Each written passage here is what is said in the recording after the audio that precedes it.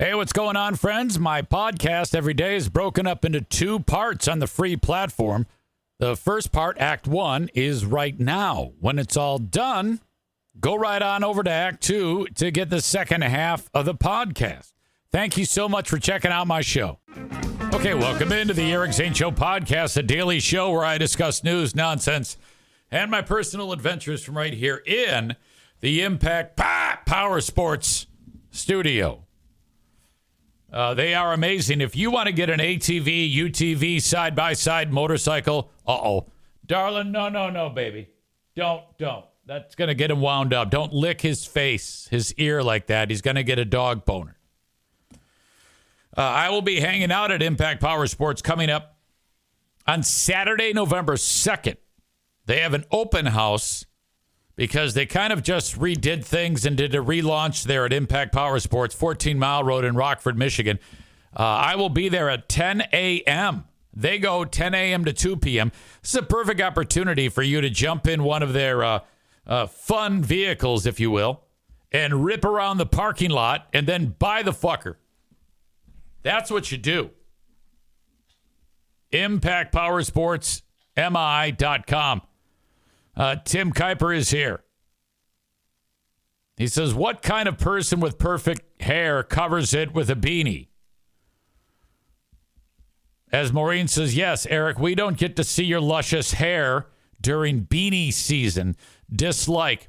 Well, it's not that it's cold. It's just look at it right now.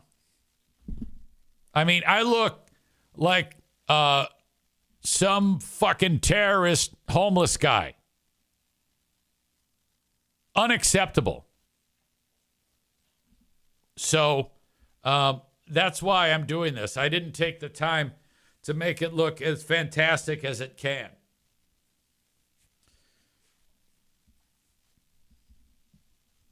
Molly says you look good. No. That's sometimes you say to your wife, you look fine, and she's like, I do not. Fuck you. That's how I feel right now. So I just go with the hat. Can't go, and it is a little chilly. I'm not going to lie. Maureen says, I just literally laughed out loud. Well, that's good. If I've made you laugh, I'm happy. So welcome in. So glad you are here. Just finished up the Insane Asylum. It was Cover Wednesday. So we play cover songs on the show. You know, famous artists doing famous songs, or even not so famous artists doing famous songs. It just has to be a famous song. Our very own Matt Kuipers, who is a brother of Cutie Patootie. He actually called me and said, Easy, can you play, it was some fucking Metallica song that Stone Sour did. And this is how great this radio station is, because that's like important to play that song. But just so you know, Stone Sour sucks and Metallica sucks. Yet I played it. The song is called Creeping Death. I played that song today at 7 a.m. I played it for Matt Kuipers. It's a huge pile of shit. I played Dream On, done by Ronnie James Dio and Yngwie Malmsteen. Very good song. Let's see. I didn't play that one. Brian requested a song by Marilyn Manson. They did a cover of I Put a Spell on You, and it was an absolute piece of shit. Louis Blanco and the Black Angels did Kashmir. That was pretty good. It was fair, but it was just interesting to hear a Tex-Mex version of Kashmir.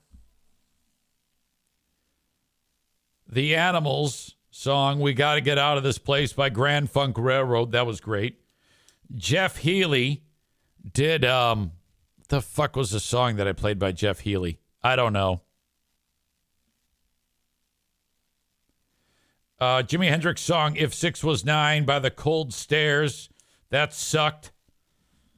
Something made famous or written and performed first by the Beatles on the White Album, done by Joe Cocker. That kind of stunk. And then the worst of all was White Stripes covering Jolene. And, well, the White Stripes suck. Enough with your stupid guitar drum setup. That's it. One guitar and like a snare drum. Isn't it like Jack Wife's sister? It's a sister and wife at the same time. She's like sitting there smashing a snare drum, and Jack White plays these very basic guitar riffs and sings like a fucking shrieking Dr. Seuss character. God, does that guy stink? He's so overrated, Jack White. God, does that guy suck?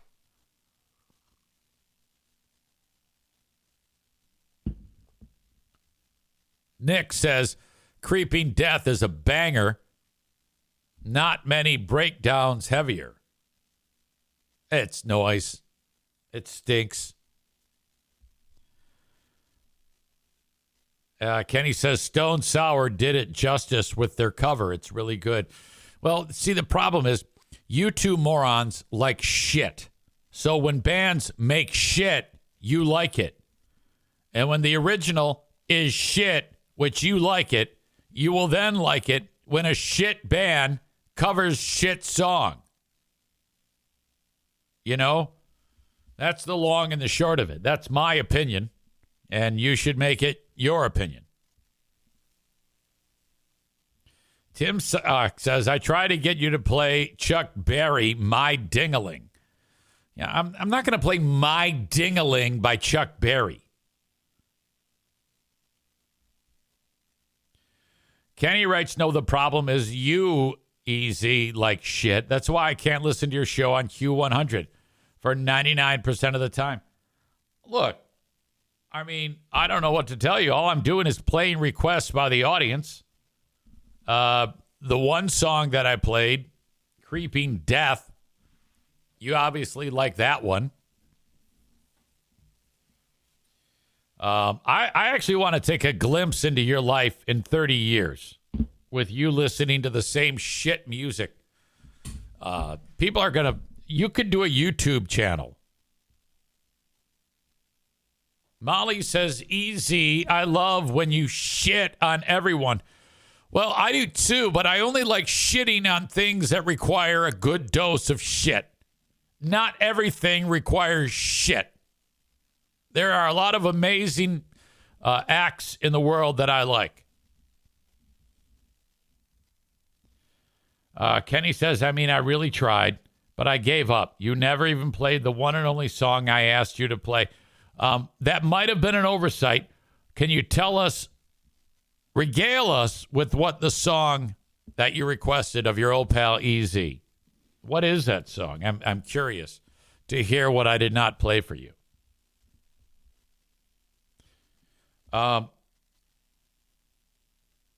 Hallowed Be Thy Name by Iron Maiden. No, I do play Iron Maiden, and I don't know why I didn't play that. Because unless it's just a big pile of shit. I mean, most Iron Maiden is. In fact, I think there's only one song I like, and that's Run to the Hills. Nick says you shouldn't shit on Stone Sour. Corey Taylor is the biggest guest you ever had. Corey Taylor is a wonderful human being. And he does a great job. As he's getting older, he's performing better and better. He's finally getting some taste as he performs. And he does great cover tunes. And as he's older, he's playing better music. Okay? He is getting out of the shit that he's played in the past. Now, if I had Corey here right now, I would tell him that. I'd say, look, my audience members don't think I'm going to tell you that you suck. But all the old shit you made, especially with the stupid band with the masks, I forget what the fuck they're called. It sucks, dude. It's terrible. You know? Jeremy says Metallica has not put out a decent album in 30 years, and yet they are regarded as the best thing anyone has ever heard. It's overrated and boring, and y'all heard the music I like. All right. Metallica, I like songs. I like Enter Sandman.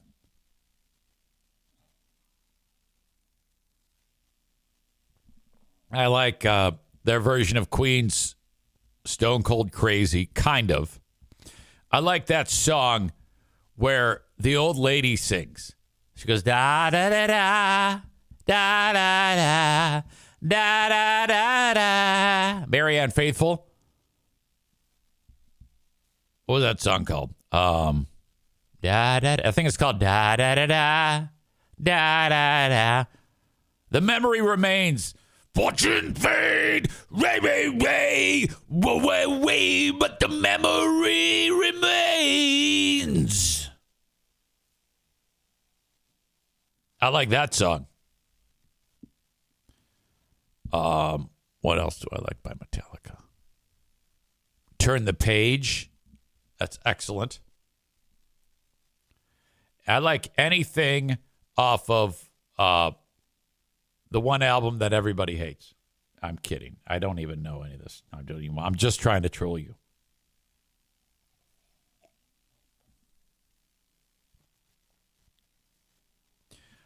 Joey says the song One. I don't know, man. Some of those songs were okay just so I could use the bathroom at the radio station. I remember when we started playing Metallica. Nobody played Metallica until they came out with the Black Album.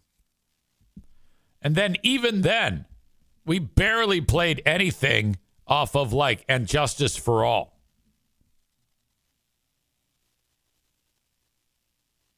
Jeremy says Metallica proves that people were simple in the 1980s.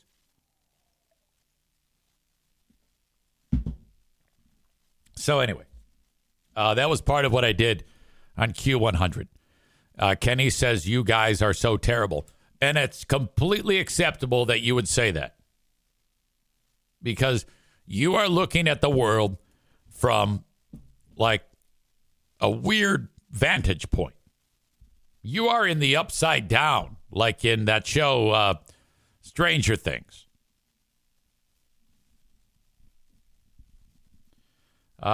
Chris in Buffalo says nobody plays Metallica harder than poor boy Zane on Z93.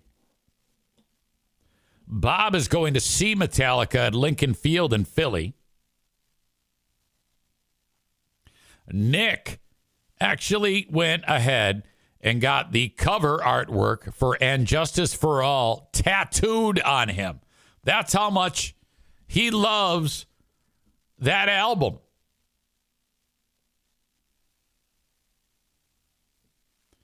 Kenny says, I am so glad I saw Metallica play all of their best stuff back in 1993. I had a chance to interview Lars Ulrich. Ulrich. That guy was very easy to talk to. I don't think I have the cassette anymore, but it was back the days at Z93. And the way these days would go is my program director, Mike Ferris, would stick his head in as he's walking out the door. And he would say, all right, so-and-so is going to call. I'm like, what? Yeah, I set it up. They're going to call the hotline, put them on the air, and then play the song. Okay. Easy. Lars Ulrich is going to call you. Or Ulrich, I guess I'm supposed to say. Lars Ulrich is calling. And sure enough, he calls. I pick it up. I pick up the hotline, Z93.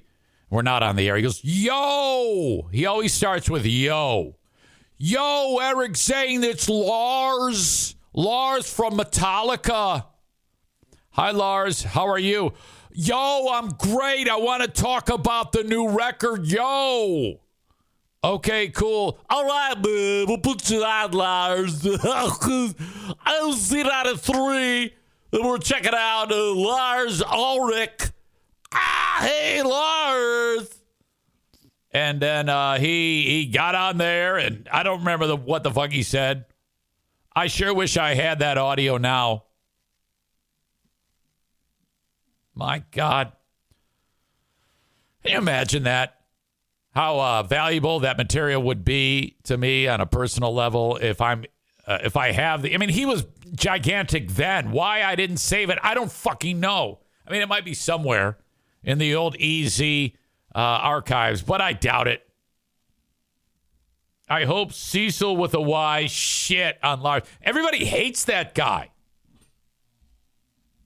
Tophus writes, yo, the new record is metal bad. Chris says he's a 5-alarm douchebag. Nick says Lars is a fucking prick. He yelled at me at work.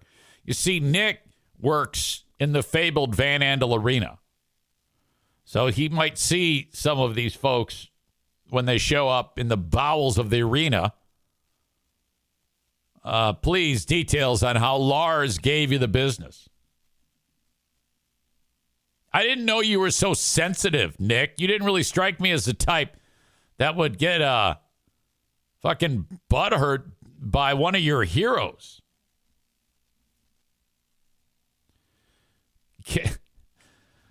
Kenny writes, Lars is the only drummer that forgets how to play his own fucking songs. My God, he forgot to play his own songs? He didn't know how to play? Bob says the Jim Brewer hanging out with Lars bit is great. Jim Brewer hanging out with Lars. I love Jim Brewer. Did you ever meet Lars? Oh, my God. I used to hang out with him until one disastrous night when he decided I wasn't up to his partying standard. Oh, really? All right, this is Brewer on Howard. What do you mean? You didn't? Is this what you're talking about there? You couldn't. Here's what happened. Lars, first of all, great guy. We would hang out, and he's brilliant. Right. He's really brilliant.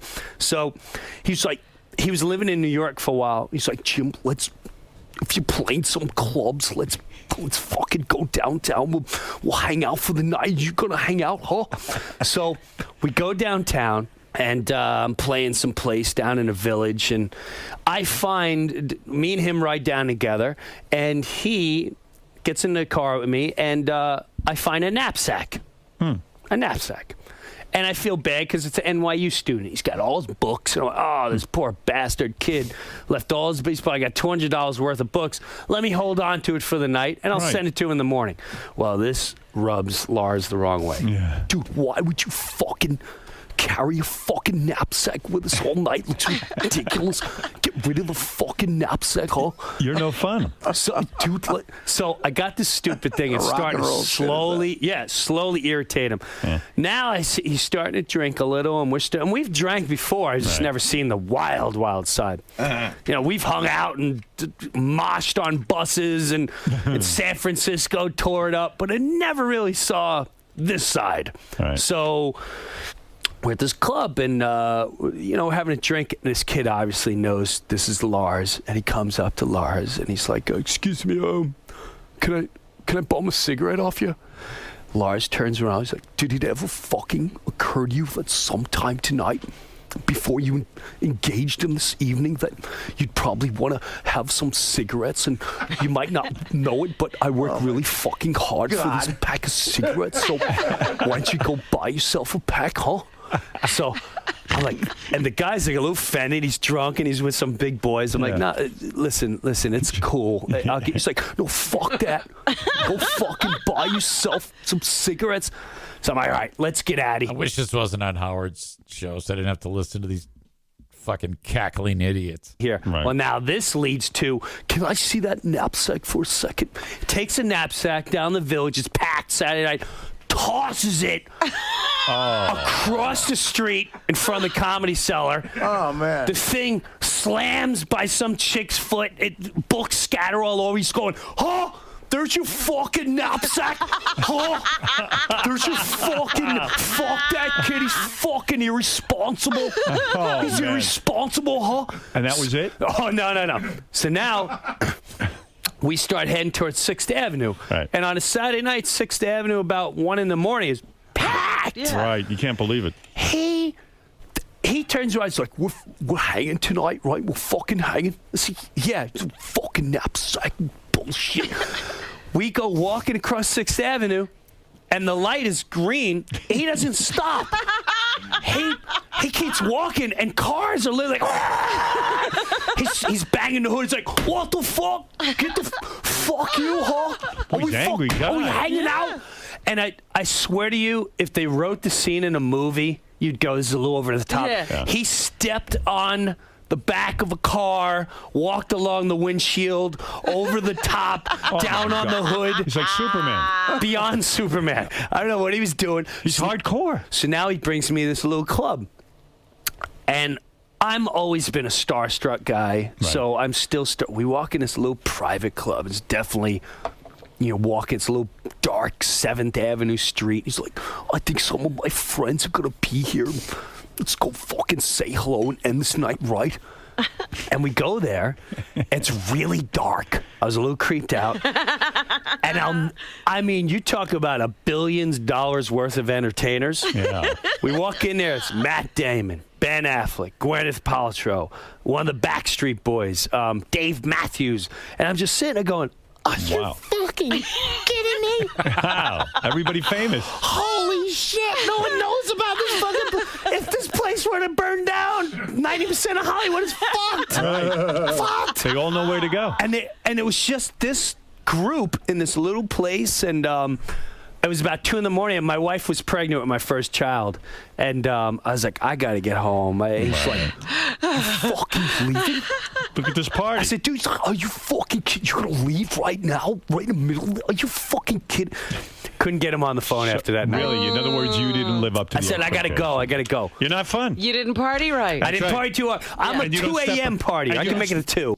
Okay, not a bad story. Not a bad story. Jim Brewer makes that funny. Howard and Robin kind of fucking ruin it. But yeah, that's kind of how I remember his voice too. The way Brewer does it is how I remember it. Just picking up the phone. Hello, the fucking 21-year-old EZ. Hello, Z93 hotline. Yo, EZ, it's Lars. Matt says, is this funny just because the dipshits are laughing? I would say that those dipshits made it unfunny, frankly. I have never really, because I found that to be an excellent story, and I like watching people tell it. But I too often, I cast the wrong impression when I'm watching someone do something outstanding. Like Jim Brewer, I've never really seen anything that he's done that isn't like fantastic.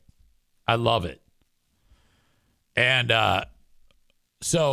but I don't laugh. I like when I'm watching some of my favorites, I'm like, I just sit there and kind of look with a smirk on my face like I was there. I like it. I am laughing inside, but I don't really bust out laughing ever. You really got to work to make me fucking laugh. The only thing I'm 100% going to laugh at is my jokes because they're better than everyone's. If I'm going to say a joke, it's going to be outstanding. Okay? And I say that with no hyperbole. It's the truth. Bob says, I forgot it was on Stern. Lars is Danish, which means I think you're from Denmark, correct? I got a pillow for Twitch is here. Hey, EZ, listening to you while putting together this extreme thrill coaster for my 2 boys whose birthdays are 4 days apart. Do you remember putting together big toys for your kids back in the day for birthdays or Christmas? Yes, and that's a wonderful memory. I was let's tackle this, Dad. Let's do this. I understood that, especially on Christmas, open up the gifts and then make sure that the kids, especially Jim, is able to play with them in short order. Jim was born in 1995.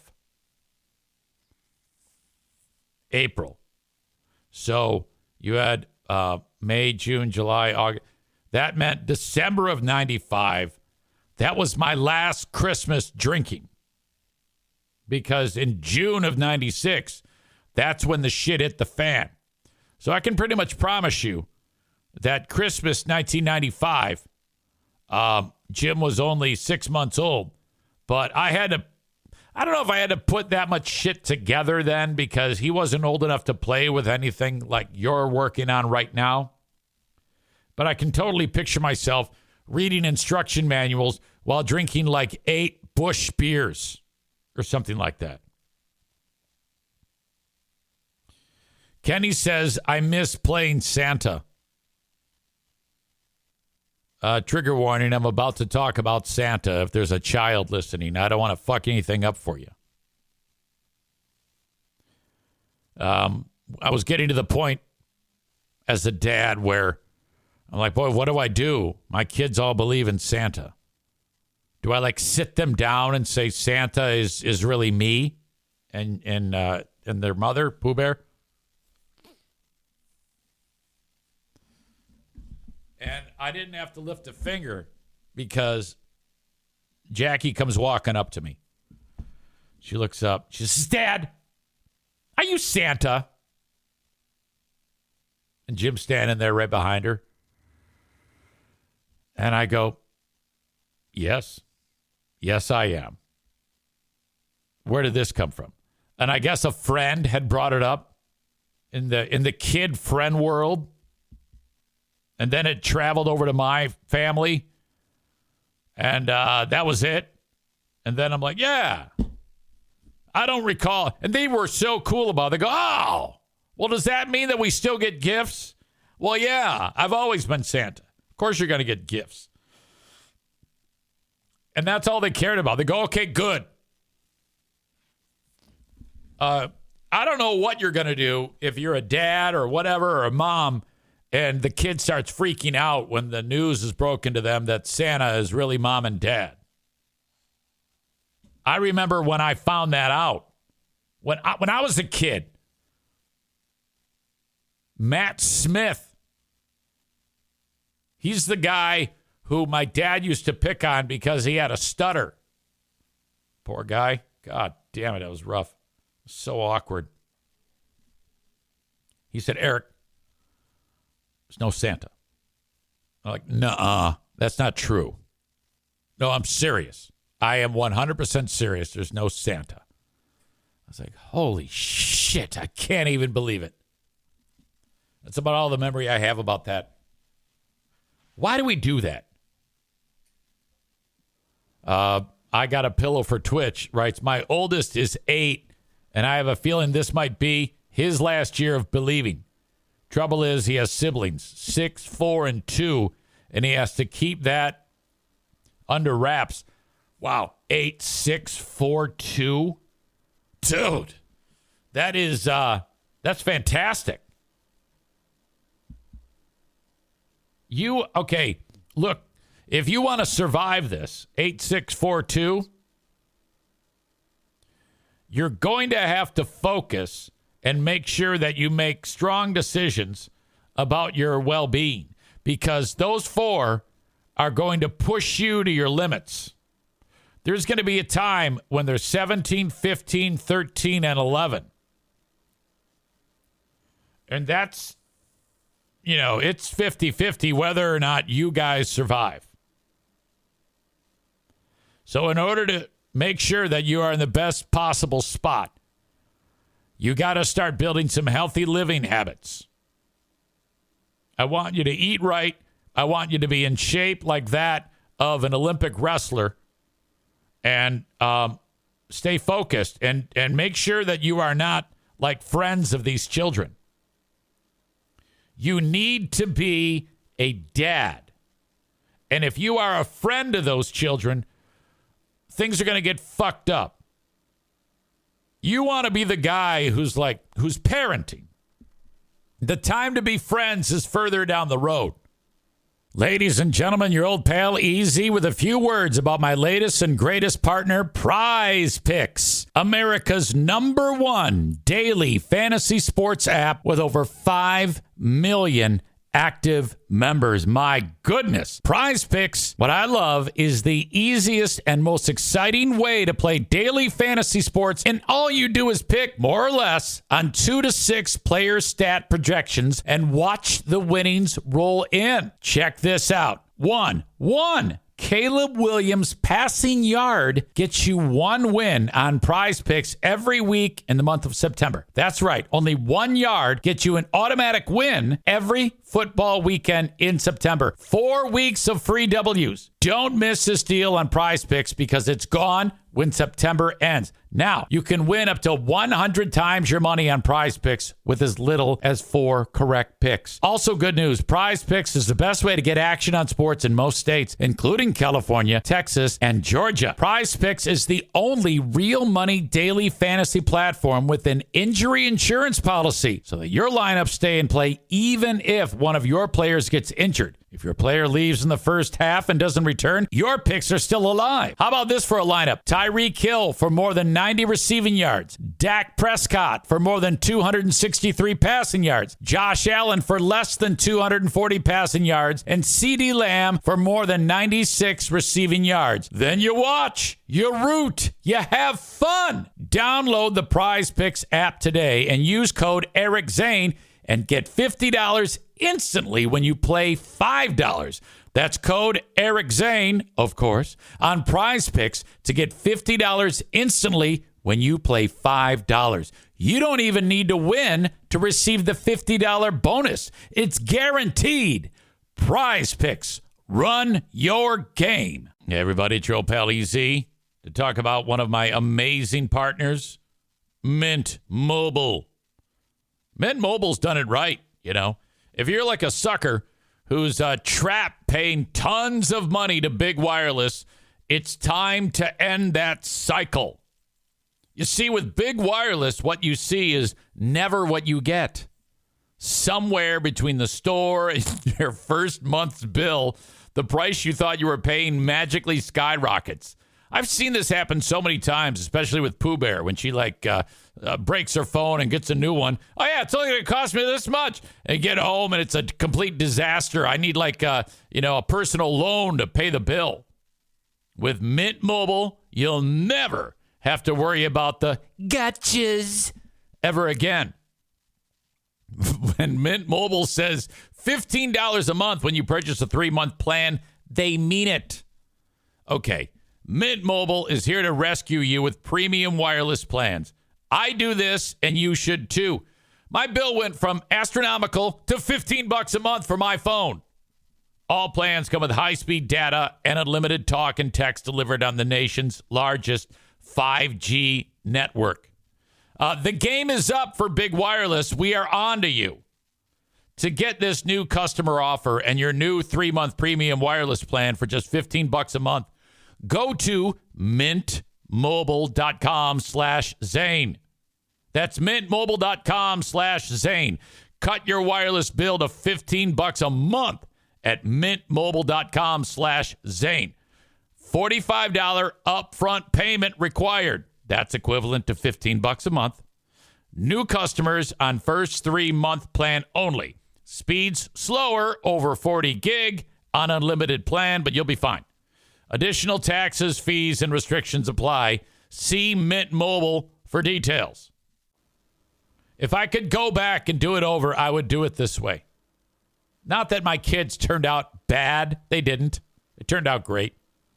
But I always love seeing dad in action or mom who's always looking at their kid with a wayward eye and just doesn't trust them as far as they can throw them. That's fantastic to me.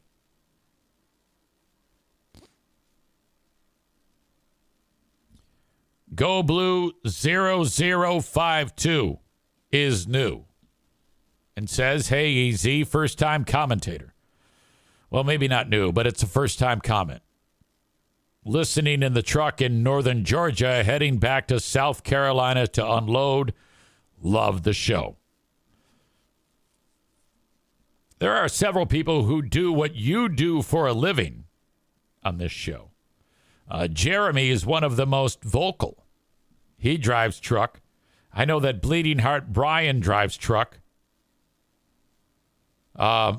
Please be careful. I want you to know this, Go Blue 0052, that when I am driving on the interstate in the fraud bus, a lot of the time 18-wheel truckers pass me because I'm going a little bit too slow. You know, a lot of the times truck speed limit, they might go a little bit over. I usually don't. Like in Michigan, truck speed limit is 65 miles an hour. I get passed by a lot of truckers. Now, when a trucker is passing the fraud bus, when I see them pop out and go for the pass, you would appreciate this. I have the cruise control and I tap it down like 3 or 4 miles an hour. If I'm doing 64 and they want to pass me, let's say they want to do 67, I make this pass as painless as possible and drop my speed down so that they can roar by me. Because sometimes they might get a little anxious if they're passing me and it takes a long time and there's someone behind them on their tail, like pissed off because the trucker is making a pass. You got to have patience with such a gigantic vehicle. Let these guys do what they want. That's my word of advice. We need more patient drivers on the road, especially when it comes to truckers. Matt with, how do they pass you if your slide out is sticking out? The slide out was not sticking out. Well, it was, but only about 3 inches. Okay, it wasn't that big of a deal. It was only sticking out enough to piss me off. Fucker. All right. Okay, we are unpacking a lot of things on this show today. I've been working on researching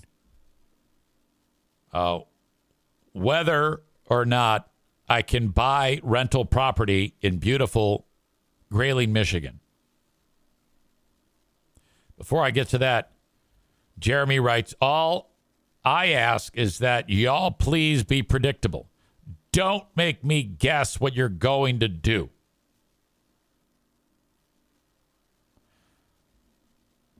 Kristen says, Chris, also a truck driver, has a card carrying CDL class.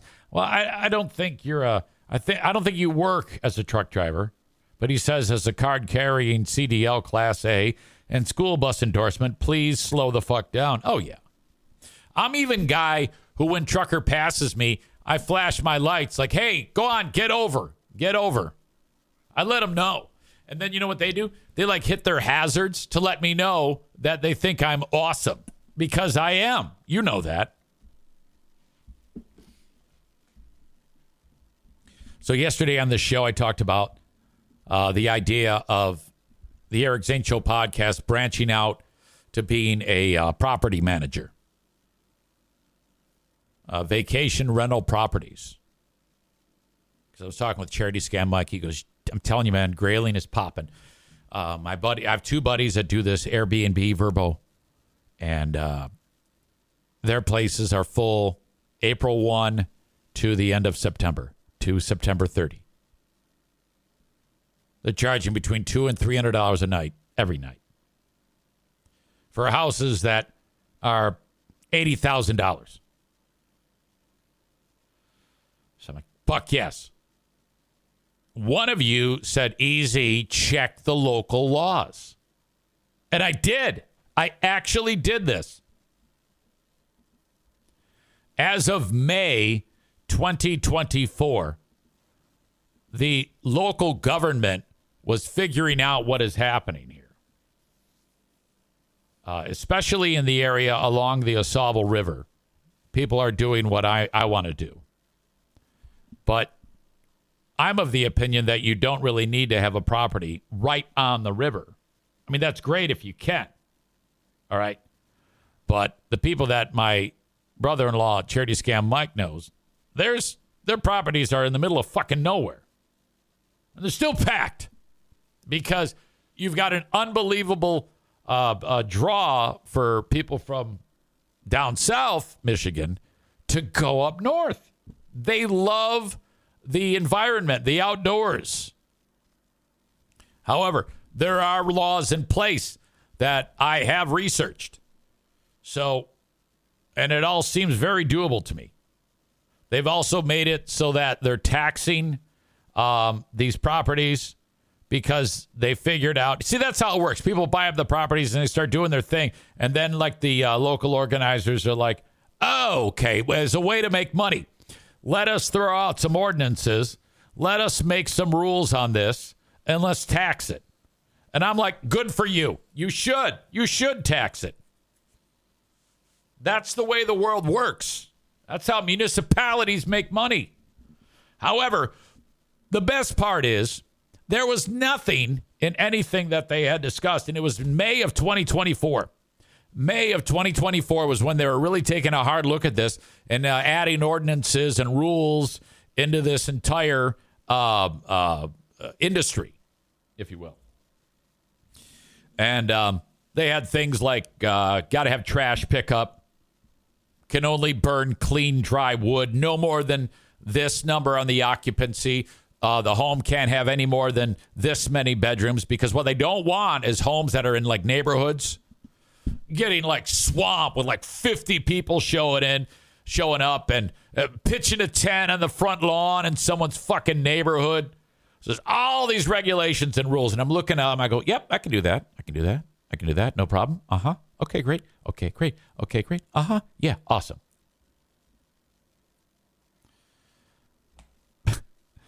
So nothing that a property manager can't handle. So my role in this is buy house, hire someone, put people in it. And then, okay, so my job is buy house, hire property management team, put it on Airbnb or Vrbo. And then my next job is look at bank account and pump fist. That's what I'm going to do. I don't know if it's going to be sooner or later, but that's happening.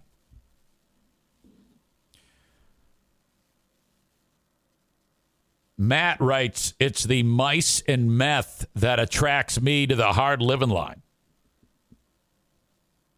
Bob says, there's an Airbnb that I found in Florida that they converted a Chinook helicopter into a camper trailer. It looked awesome. That's very cool. And the best part, I can promote and market Eric Zane Show Productions, LLC, rentals right here. Oh, my God. And I don't even have to charge me for it. It's fucking free. I'm not sure if I should do a new LLC or just add it on to what I have. This is exciting. I'm very excited about it, and you should be too. If any of you fuckers go there to my place and trash it, I'm going to beat your ass. All right? I will hire people to beat your ass. There will be no trashing of my rental properties. Kenny says new LLC, and that is why. You don't want people to take advantage of you because of the name. I think you're right on that. IMKO agrees, says, I would think a new LLC. Otherwise, you open your day job to liabilities from your side gig. All right. Fair enough. But what I can do is I can talk on this show and say, if you want to have an up north adventure and get away with your family, reach out to me and I'll point you in the right direction. Bob says, charge yourself for advertising. Tax write-off. Good call. Love that. Matt writes, as a new sponsor, what is your stance on beating kids and dogs? Jeremy writes, Cunty Hatchback LLC. All right. I'm excited about it. Now, I said to you, though, if I talk about it in this on this show, it's got a 99% chance of never seeing the light of day. Typically, that's how that works. So just keep that in the back of your mind.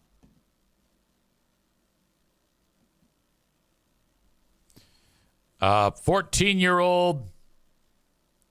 No, that's not what I want to talk about. How about this one?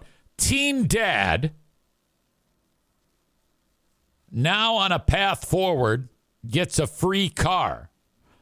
I think what's going on in this story is some young man,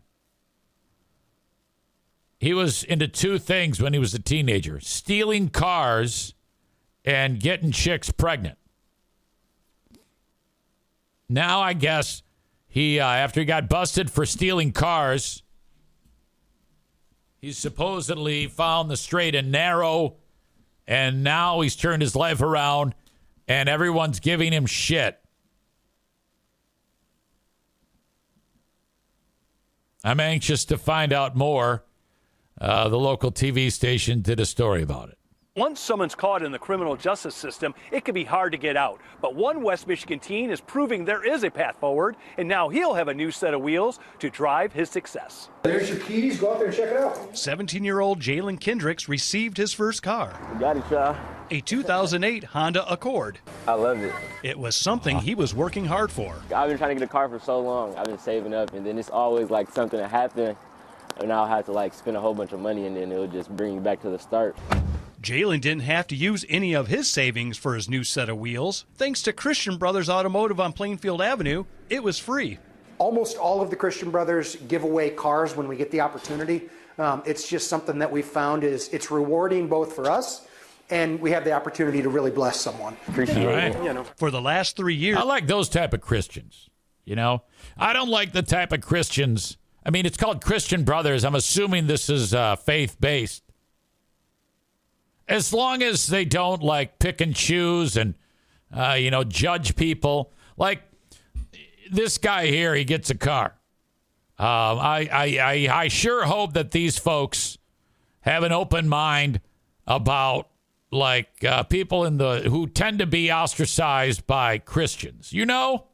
Gay people, shit like that. I'm guessing. I'm going to give them benefit of the doubt that they wouldn't be judgy. Jalen has been trying to turn his life around. When I was 14, I was doing a little Kia Boy stuff. We first met Jalen in May 2023.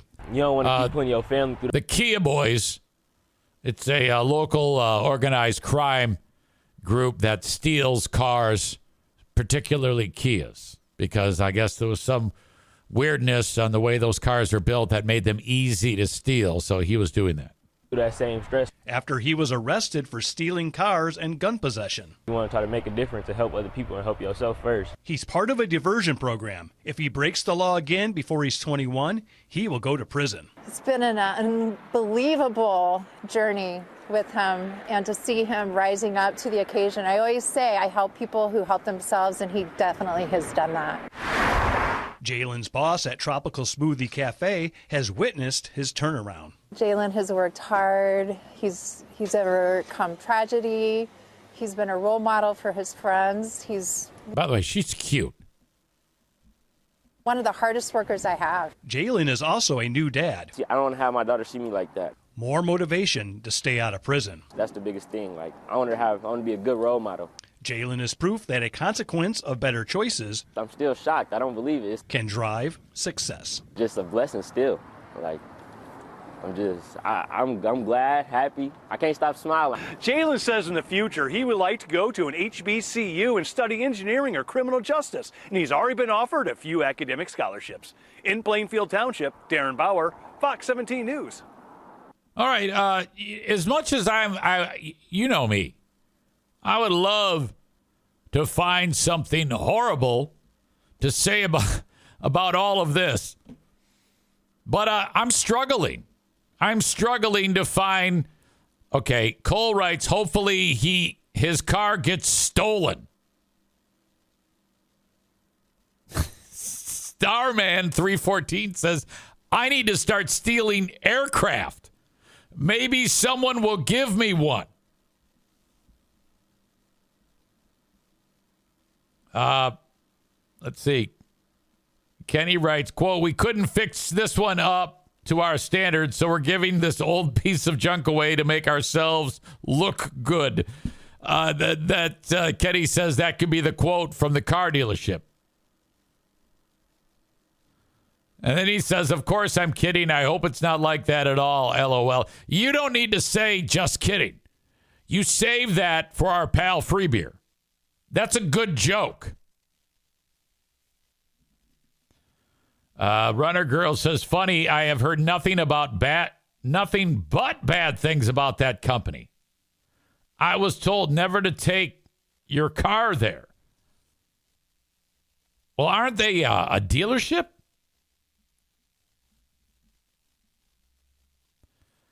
Fake Free Bear writes, Christian Brothers, a brandy. I don't know what that means.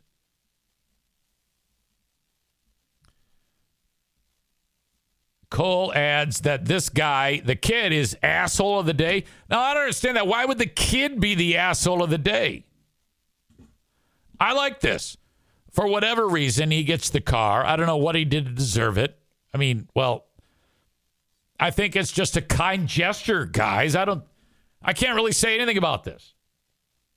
But you guys seem to want to attack. Bob says, why was that reporter using a puker voice?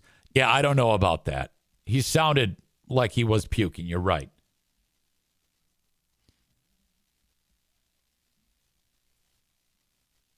Starman says, send an address. Don't know what that means. Kyle says, same thing. A lot of one-star reviews. Tyler says, automotive repair, I believe. Christian Brothers is a brand of brandy you can purchase at the liquor store. Yeah, whatever. Jimmy is here. Those guys used to own Z-Speed Mobile Mechanic. Oh, my God. Well, that would mean that they're excellent then. That kid is on the right track now, Kenny says. Kudos to him, especially for wanting to be better for his little girl. Commendable for a 17-year-old dude. Well, now, here's the thing, though. When you're that young and crazy shit happens with kids all the time, young people have a tendency to, like, throw their hands in the air and say, fuck it. So, after there's a diaper blowout, what's this guy going to say? I mean, it's all great now, but I guess I would need more specifics. How exactly are you being a great father? I don't understand how this all came about in the first place. That they just decided this guy gets the car. But whatever. He seems like a nice enough dude. I wish him well.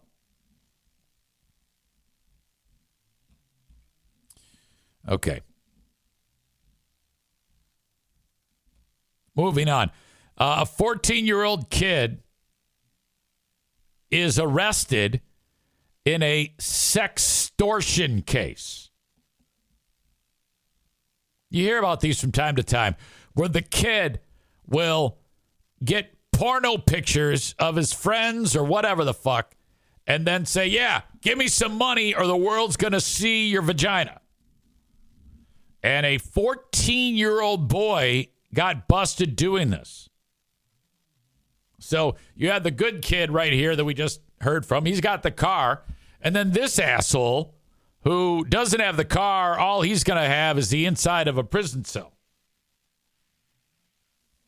Local sheriff's authorities arrested a 14-year-old in connection to the sextortion case on Monday. Cops believe that the teenager targeted as many as 17 other kids on social media, pressing them to send illicit photos to him. Is that it? Does he just say, hey, how you doing? Oh, not bad. Hey, how was your day? Not bad. What do you think of Mr. So-and-so at school? Yeah, I like him. Hey, send me pictures of your dick. He now faces 3 counts of child sexually abusive activity, 2 counts of using a computer to commit a crime, and 1 count of possessing child sexually abusive material. The kid's in custody at juvie. Authorities are urging their parents to talk with their kids about the dangers of online bullying and extortion. Actually, don't. If you're a parent and your kid, you know your kid's an asshole, you're probably better off with that kid getting in trouble. Most kids have enough sense to not do something about this shit or not do something like this shit.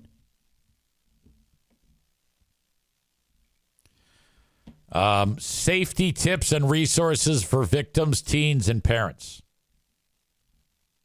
I'm curious on this story, how this all came to be, how this came to light for this fucking ding-dong. Happens more than you can imagine. Speaking of which, Maureen's pal, Sexy Sheriff Swanson. Now, for those of you who don't know, he is the sheriff of Genesee County near Flint, Michigan. Well, it's part of Flint, Michigan is part of Genesee County. This is the county sheriff who's made a name for himself by doing things like during all the crazy George Floyd shit, he was like the liaison between law enforcement and the community, and he kept things the violence from really breaking out in that community because he was so hands-on to the locals. There's video of him like on the street, talking with them, helping them in their marches and shit like that. And every woman who is from the age 16 to 99 is in love with this guy. As Kenny writes a highlighted message. LOL, I hate it, but don't miss Matt Peake's comment above EZ.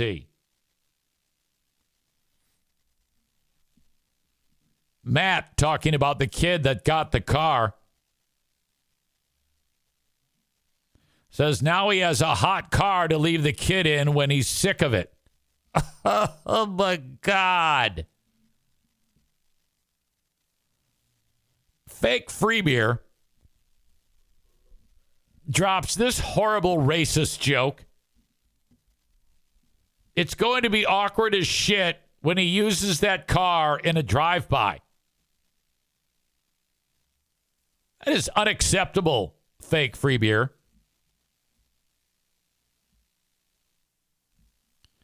Anyway. Where was I? I was talking about Sexy Sheriff Swanson. So everybody loves this guy. When I was up north at Fear Bunker North, I was talking with my stepsister, Sue. And her daughters are Amanda and Shannon. Amanda and Shannon started the handmade jewelry company that Maureen bought jewelry from. What is it called again, Maureen? Tell me the name of the company. Is it One Voice or it's something really unifying? A nice name for that company. What is the name of the girl's company again, Maureen, that you bought jewelry from? Anyway, these folks, what they do, what Shannon and Amanda do, is they have this handmade jewelry, Ring True. That's it, Ring True. It started out as just a business, but they turned it into a charity where there's safe houses all over the area in Michigan. And women who have been violently abused, they go to these safe houses and they're protected. And instead of just sitting there all day, Ring True hires them to make the products. And then they pay them appropriately. They pay them a good wage, too. So when you buy one of their products, it is made by a victim of abuse or trafficking, things like that. And so in Genesee County, they have a organization called GHOST. And I don't know what that stands for, but it's Genesee HOS